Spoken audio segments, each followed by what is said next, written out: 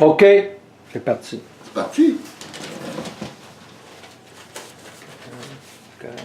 Il doit dans le Correct? Ben, bonsoir tout le monde. Ça. On a eu un peu des problèmes techniques, mais gloire à Dieu, la caméra en fonctionne encore. Ce soir, je vais vous parler du royaume de Dieu. Pour ceux qui ne me connaissent pas, je suis le pasteur principal de l'Alliance Réveil des Nations. On fait de l'implantation d'église au niveau des cellules maison.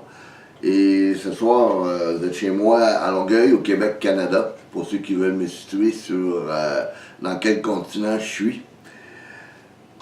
Il y a des gens qui se posent la question, c'est quoi le royaume de Dieu? Hein? On n'a rien qu'à penser à nos chers amis témoins de Jéhovah qui se promènent de porte à porte prêchant le royaume de Dieu.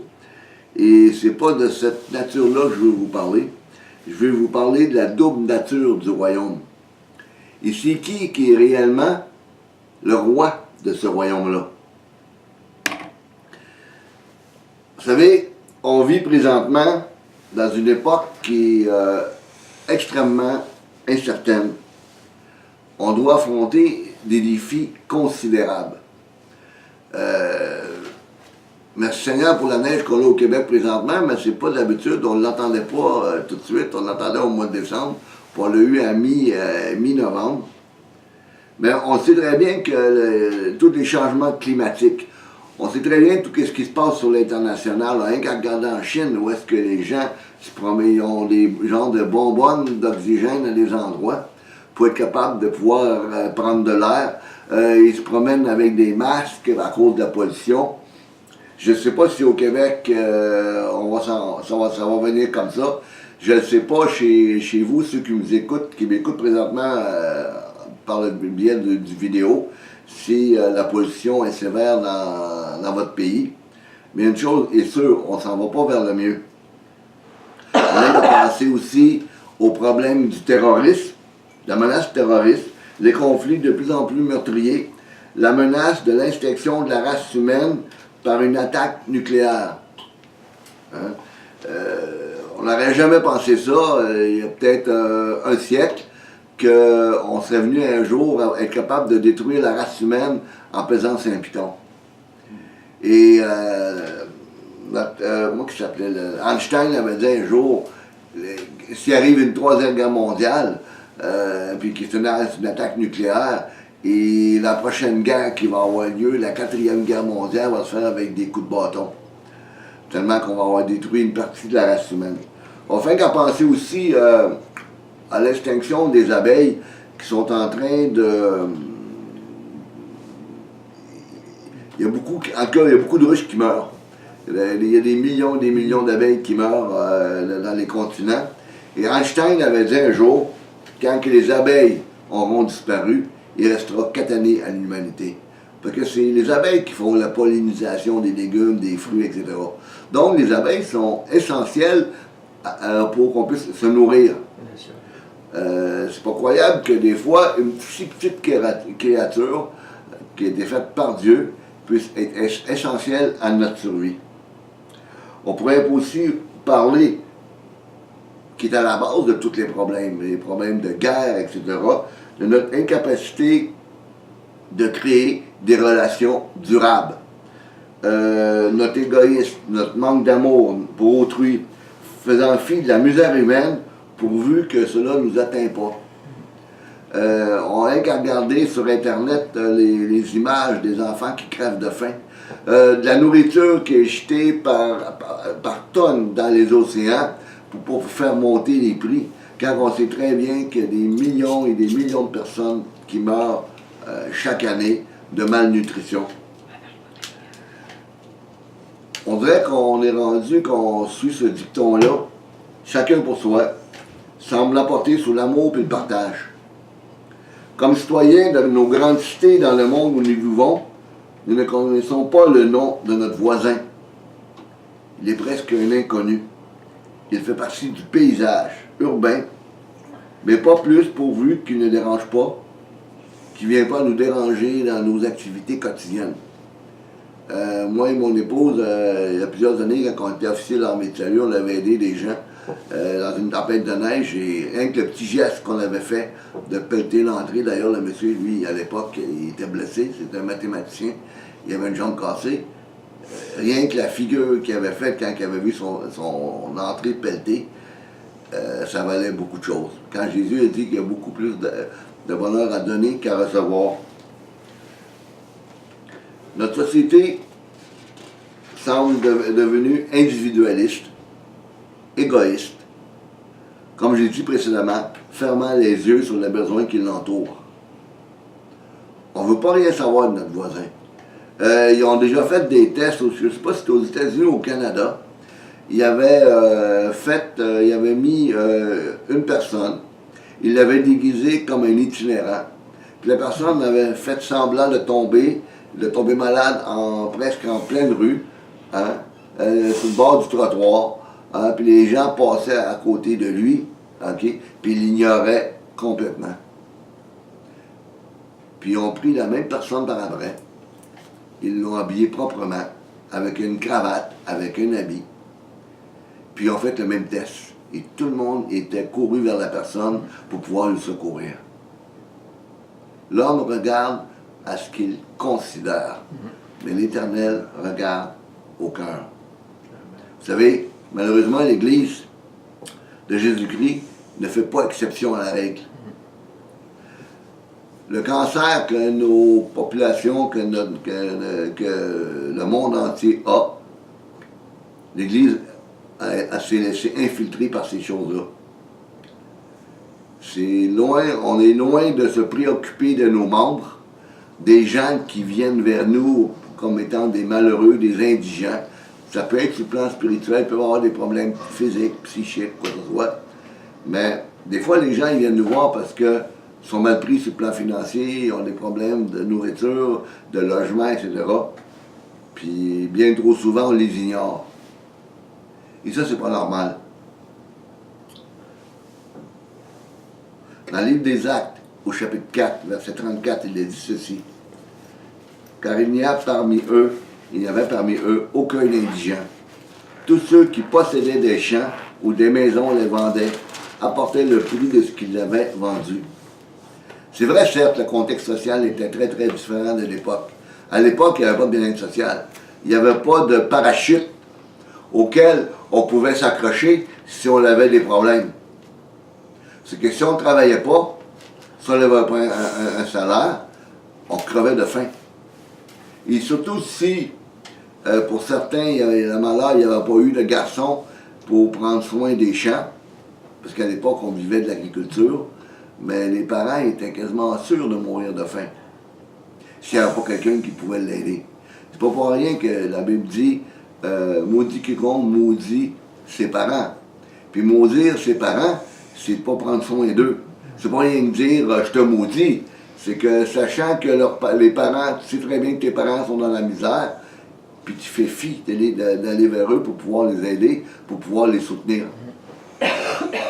Dans le Deutéronome chapitre 15, verset 7, « C'est à chez toi quelques indigents, d'entre tes frères, dans l'une de tes pas, au pays que l'Éternel ton Dieu te donne, tu n'endurciras point ton cœur et tu ne fermeras point ta main devant ton frère indigent. »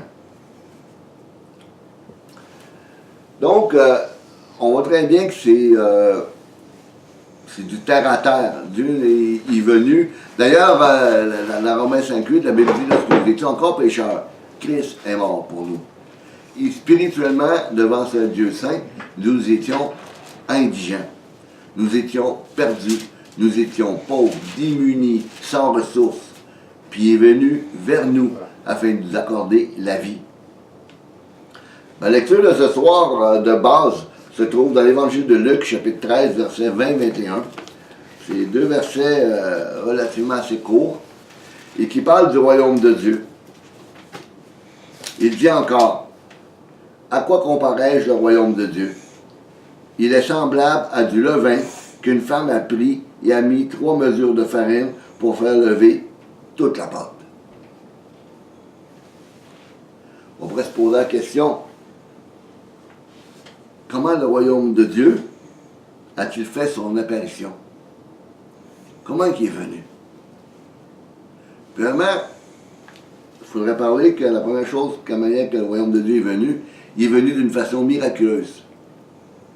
Dans la personne du Messie. La naissance de Jésus ici-bas sur la terre est la preuve de la venue du royaume de Dieu. C'est le roi, on va le voir dans les versets qui vont suivre, c'est le roi des rois, le Seigneur des seigneurs qui est venu. C'est lui qui a eu pitié de nous. C'est réellement lui. Il a vu notre pauvreté, il a vu notre misère, il a vu qu'on était des indigents, qu'on errait ici et là, qu'on n'était pas capable de connaître notre droite de notre gauche. Puis il est venu, ici-bas, nous secourir et payer une dette que nous-mêmes, on ne pouvait même pas payer. On était trop endettés. On était endettés face à un Dieu qui est saint. Et malgré toutes nos bonnes œuvres, malgré tout notre bon vouloir, c'était impossible qu'on puisse parvenir à rentrer en relation avec ce roi 3 fois saint. Dans l'évangile de Luc, chapitre 1, verset 35, c'est le verset clé de la venue du roi des rois. Car c'est lui qui est venu non et non un autre. Il est venu en personne dans la chair de son Fils, le Fils étant le reflet de sa gloire et l'empreinte de sa personne. Permettez, je vais prendre ma Bible dans Luc 1, 35. Si vous êtes chez vous, vous pouvez toujours la prendre puis suivre avec moi. L'Évangile de Luc, chapitre 1, verset 35. Si vous me permettez, me laisser le temps de me retrouver.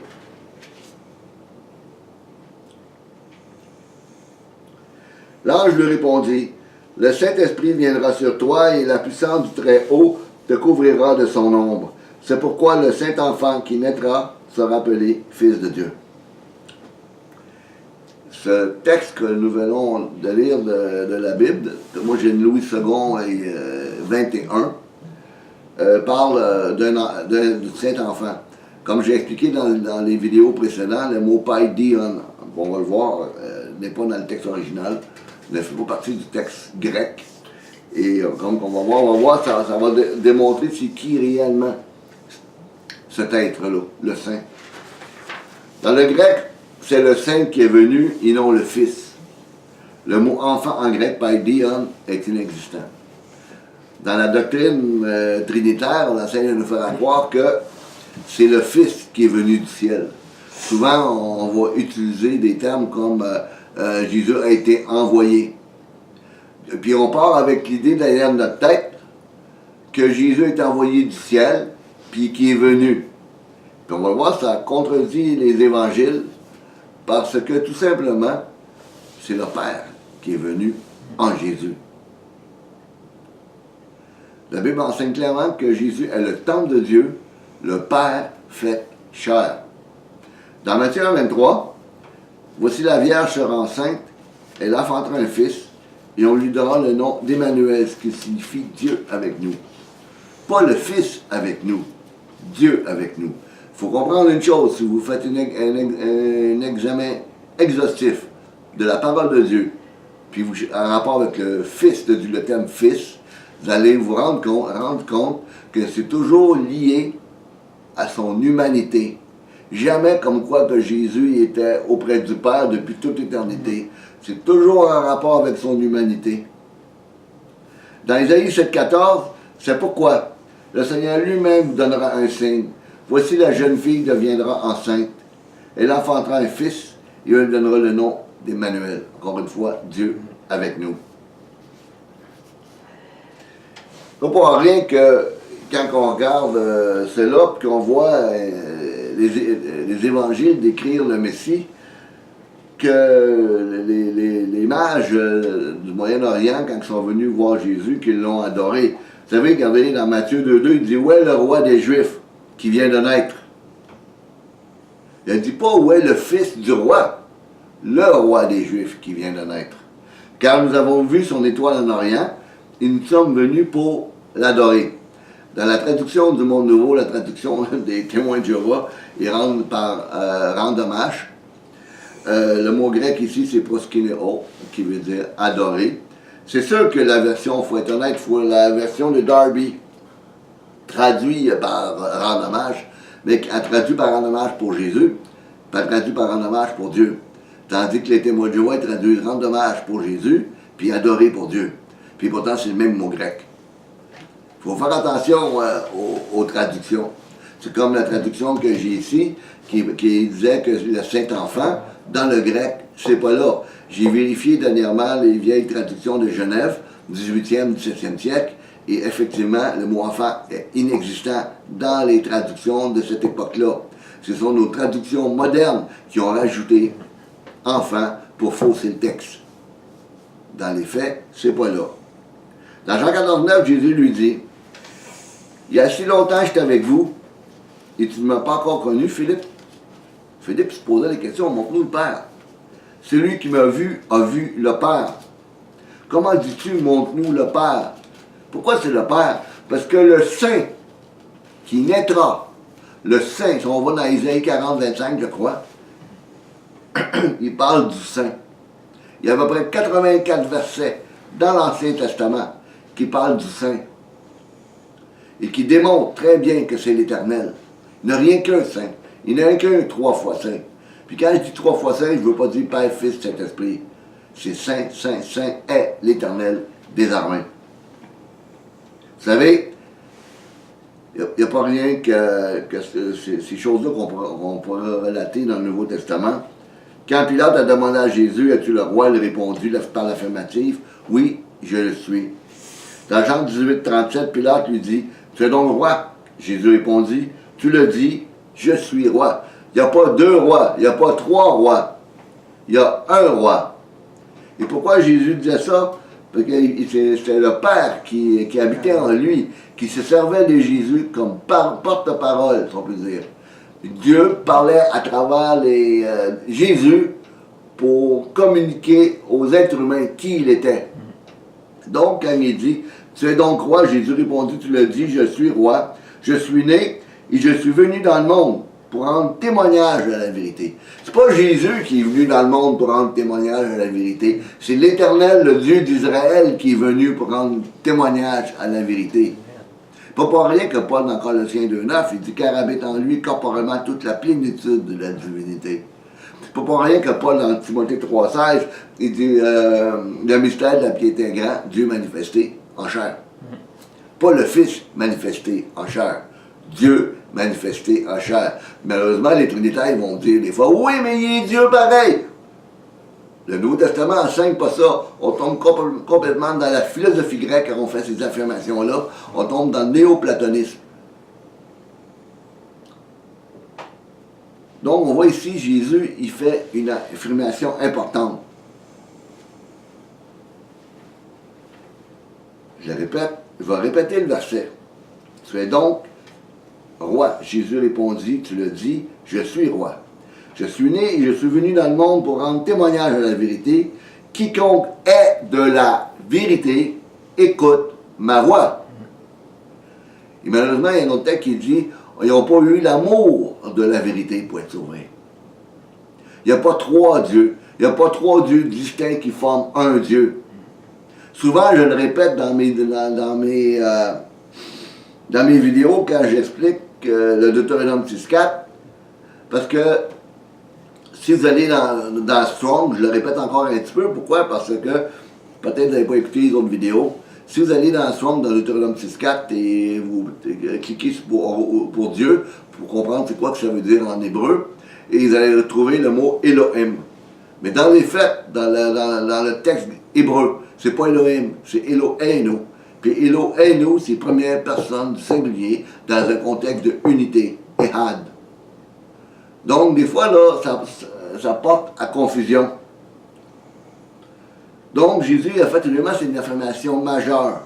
Quiconque est de la vérité, écoute ma voix.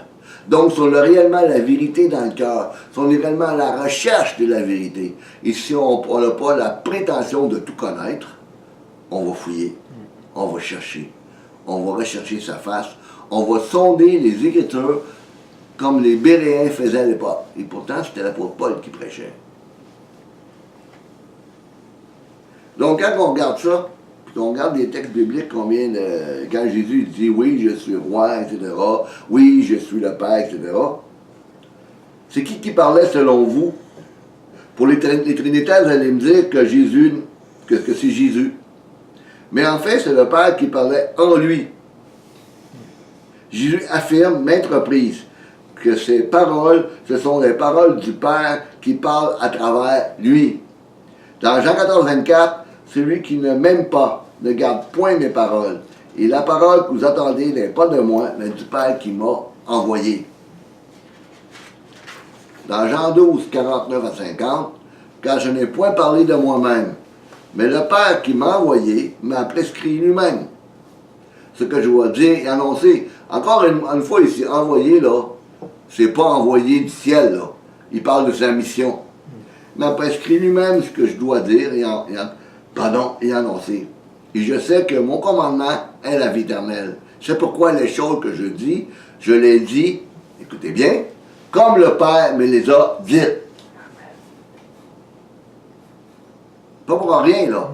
Donc, même quand Jésus dit avant qu'Abraham fut, je suis, en grec, Abraham, Genestai, Goémi, ego, c'est-à-dire je, imi, le verbe je suis à l'intérieur, moi je suis, mais c'était pas Jésus, homme, qui était qui citait le tétragramme. C'était le Père qui s'était incarné en Jésus qui citait le tétragramme. Parce que d'ailleurs, les pharisiens avaient dit à l'époque, concernant Jésus, tu n'as pas encore 50 ans que tu as vu Abraham. Mais c'était le Père qui était en lui. Dieu ne pouvait pas autrement que se servir de Jésus pour pouvoir parler aux hommes. Parce que personne ne pouvait voir Dieu puis vivre.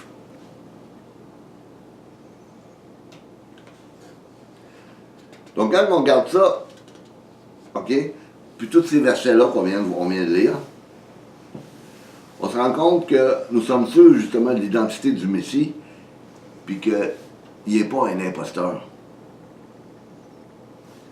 D'ailleurs, Jésus disait aussi, il a dit ça, excusez-moi, Jésus ne parlait pas de son propre chef quand il parlait, jamais. Il parlait pas de sa propre autorité. Son but était de glorifier celui qui l'avait envoyé, hein, dans Jean 17, 18. Celui qui parle de son propre chef cherche sa propre gloire. Mais celui qui cherche la gloire de celui qui l'a envoyé, celui-là est vrai, puis il n'y a point en lui de justice. Jésus, homme, était venu proclamer, élever la gloire de son Père et non de lui-même. On va arrêter ici pour cette première section. On va vous revenir dans quelques minutes.